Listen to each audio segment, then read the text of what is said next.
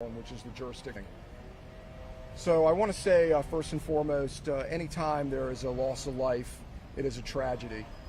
And in this particular case, there was a loss of life. It was not a law enforcement officer. It was an individual in this community. My condolences to their family. This is a time where it is very difficult for the law enforcement community when something like this happens, and it's also very difficult, obviously, for the family who lost a loved one. So at 7:30 this morning, the Capital Area Fugitive Task Force, which is a regional joint federal task force that is under the direction of the United States Marshal Service, was here at this location to serve a warrant. As part of what you may hear as Cardiff, it's Capital Area Regional Fugitive Task Force, as part of that task force, there are representatives from state and local law enforcement on that task force. There are sheriff's deputies that work under Montgomery County, under my agency, that were part of that task force this morning. As I mentioned, at 7:30, they were at an address up in Germantown, Maryland, looking for somebody. This task force handles all violent felony warrants. They were looking for someone up in Germantown, Maryland. The information led them back to this neighborhood, and once they got into this neighborhood, they did locate the address that was provided, that where he was going to be. And when they went and approached the door, he attempted to flee. He did have a weapon on him. He was heading in a very close proximity to the sheriff's deputy, and I want to clarify that it was a sheriff's deputy, not a U.S. Marshal's deputy, sheriff's deputy. He was after him, approaching very close with a large knife, and the sheriff's deputy feared for his life, and as I mentioned earlier, unfortunately had to discharge his firearm, and he did use fatal force in that. There was another individual that was hit with the rounds that the sheriff's deputy fired. It was non-life-threatening. He has been treated and released with a superficial wound and he is a witness in this particular case to the entire incident as well. And unfortunately, it was a situation where, because of his proximity to where this all went down, he was hit by a single round, fortunately non-life-threatening, and has been treated and released. Sheriff, what was the man wanted for? The man was wanted on a Montgomery County Circuit Court warrant charging home invasion. He failed to appear in May of this year, and he was arrested by my deputies immediately back in May. He was in front of a judge, and he was released subsequent to the first arrest, and then he failed to appear again when he was told to come back to court in July and the middle of this month. And this is where, because of the nature of the warrant, this is why it was turned over to the Cardiff, the Fugitive Task Force, U.S. Marshals Task Force, where my deputies, they would handle these sort of violent felonies, and they were the ones who were out here making the arrests when this incident occurred. Did this man brandish the weapon towards your sheriff, towards your deputy? The knife was brandished in an aggressive manner. I know you were going to ask this question, whether or not there was body-worn camera footage. There is not body-worn camera footage. This particular federal task force does not have body-worn cameras on them, and so there is no body-worn camera footage of this. But there are some independent witnesses who did see the entire incident that are cooperating with the investigation. Where was the address 102 where they first started? Is that where that first started? 102.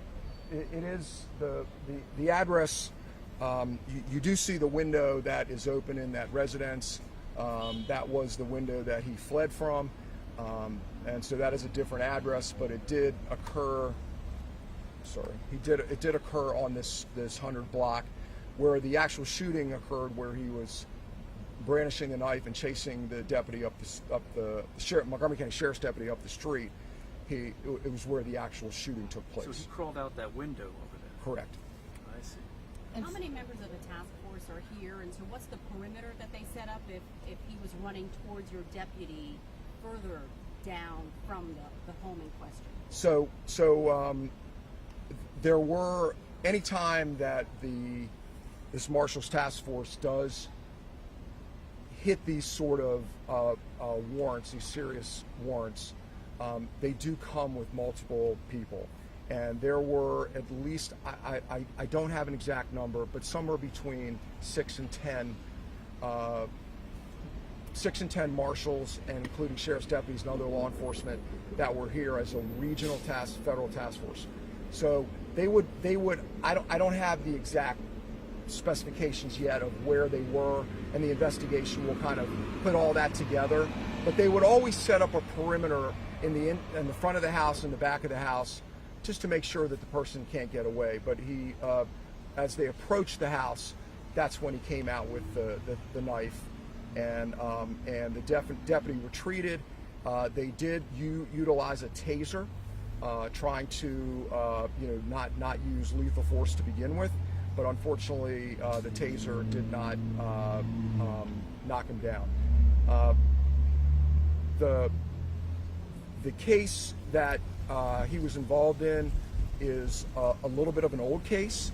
This actually happened back in 2020, but because of the COVID and the courts being shut down, it has taken some time for it to actually get into court, and it was coming back to, they were trying to get him to have this case move forward, but unfortunately he failed to appear on both times for his hearings. So how long was he a fugitive? The warrant was just issued a couple days ago. The person that was hit by the gunfire, that was wounded, was that person a landscaper? I'm not going to talk about that now because it's getting into too much details. Other than I would tell you, it was not a landscaper. But I really can't get into those details. Can you say why he was in the line of fire? I can't really talk about that, but it was to an extent where he was certainly trying to assist the individual. I'll just leave it at that. He was trying to assist the suspect. Assist the suspect in trying to have him surrender, not. So he was trying to be helpful. Yes. And then he gets shot. Unfortunately, yes. I see. So just trying to figure out the scenario, because we're getting kind of bits and pieces. So it's just after 9 o'clock. The task force comes down here. They come to that 104. 9:30. At 9:30. So 9:30 is just, they come down to 104. They try and get this guy to surrender. They believe he's inside 104. He then crawls out this window. He's got a knife. He goes up the street, and the task force is trying to take him into custody. They used a taser on him. It didn't work. But then one of your deputies got close enough that he felt like. He came out. The suspect came out of that window, brandishing the knife, and was heading right towards the sheriff's deputy and others. They tried to retreat. They tried to make space. I mean, that's what they're taught in training, is try to make space and time. But unfortunately, that distance was closing quickly. They tried to use a taser. That didn't work. And then he got so close that unfortunately, the only to maintain life and safety of the people that were around was to unfortunately use the deadly force. But this is what I don't understand. If he was coming out of 104, how did his body end up like a block away? It's not a block, but it's a number. I can't even put you the distance in, but you can see it. I mean, it was a little bit distance away because they were trying to make time and space, and he was running after them with full speed with the knife. So they're backing up. They're backing up. I see.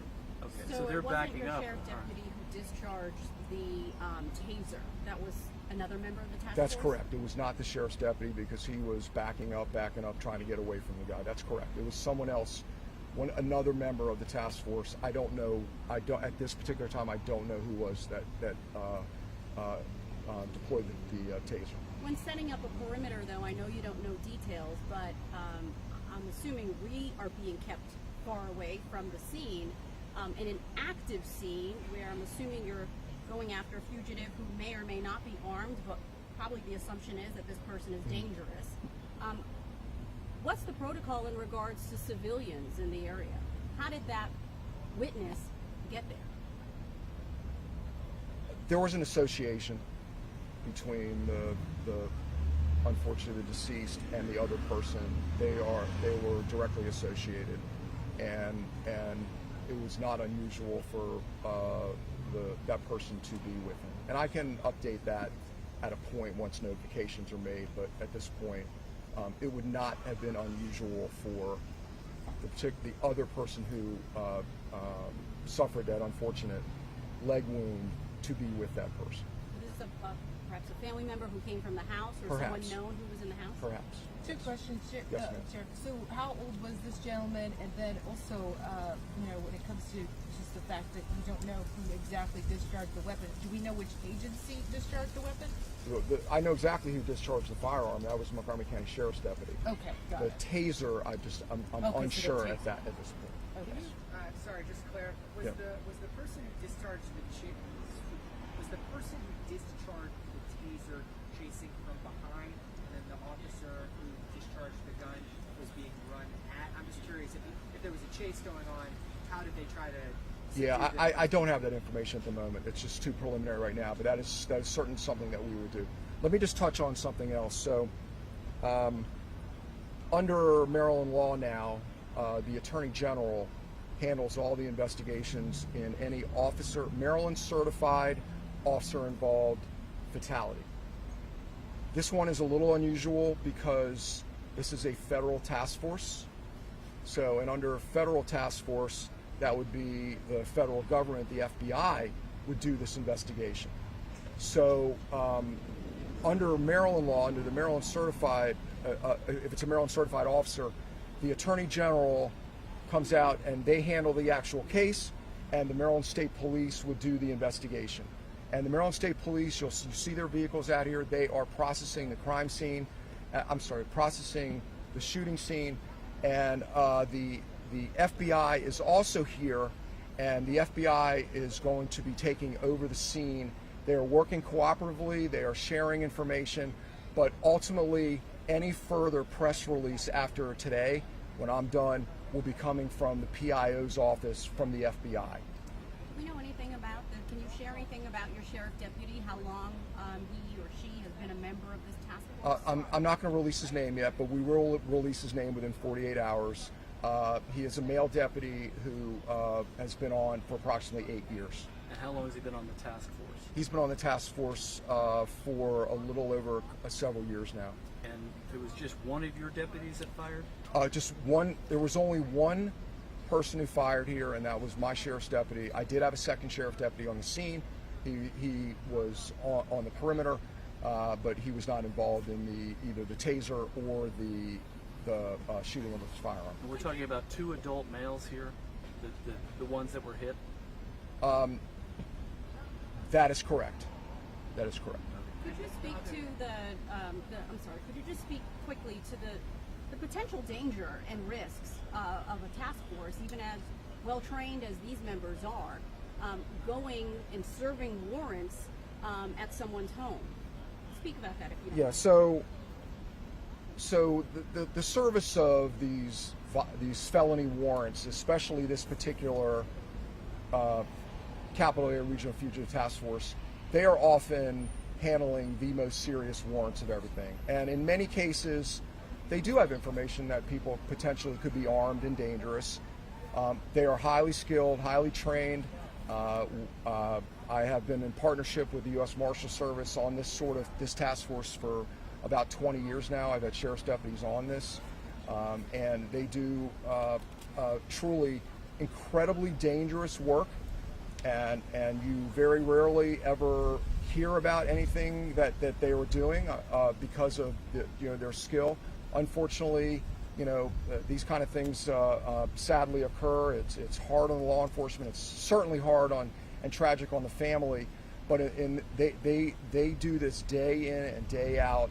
They're serving homicide warrants. They're serving Some of these, like this one, a very serious home invasion warrant. So they are serving, really, we turn over the worst of the worst offenders to this particular group. Sheriff, and just the man that was killed, he was wanted on a home invasion charge from 2020. Correct. He had been in court back in May. Correct. But then failed to appear. And so he had, how long had he been in a failure to appear mode? He was arrested very quickly the first time the failure to appear warrant was issued, and I don't have the court dockets in front of me to tell you specifically, but he was due back in court in July, mid-July. He failed to appear again for a second time, and unfortunately, that's why they were here this morning. As I mentioned, started in Germantown, Maryland, ended up here, sadly. So that's about all I can provide. I will come back over. I'm not going to go back on camera, but I will come back over to provide you the information to contact the FBI's PIO. I don't have that information. Real quick, Sheriff. Yes, I ma'am. know you're done. But the age, again, roughly, of the gentleman. Yeah, let me get his date of birth for and you. then, secondly, does he live here? Did he live here? This is not the address he's been providing the court. Okay. And then lastly, you said very serious home invasion. Can you give a rough summary? I can't get into that, Okay. yes. All right. But I'll get his date of birth Okay. for all of you as well. Sheriff, Yes, sir. was your deputy armed with a long rifle, or did he have a Glock 17? What It was his service revolver. A service revolver. Yes, it was And not a long gun. did he? And that has what, 12 rounds in it? That is, it has they carry 2 magazines as well as the magazine in there, and it does have a large capacity rounds in there. And do you know if he emptied that? I can't talk about the number of rounds at this point. Can you It's spell too your much. name, please, Sheriff? Yes, it's Sheriff Darren, Darren Popkin, Popkin. Let me just get his exact date of birth. Yes. Thank Okay. you. Sheriff.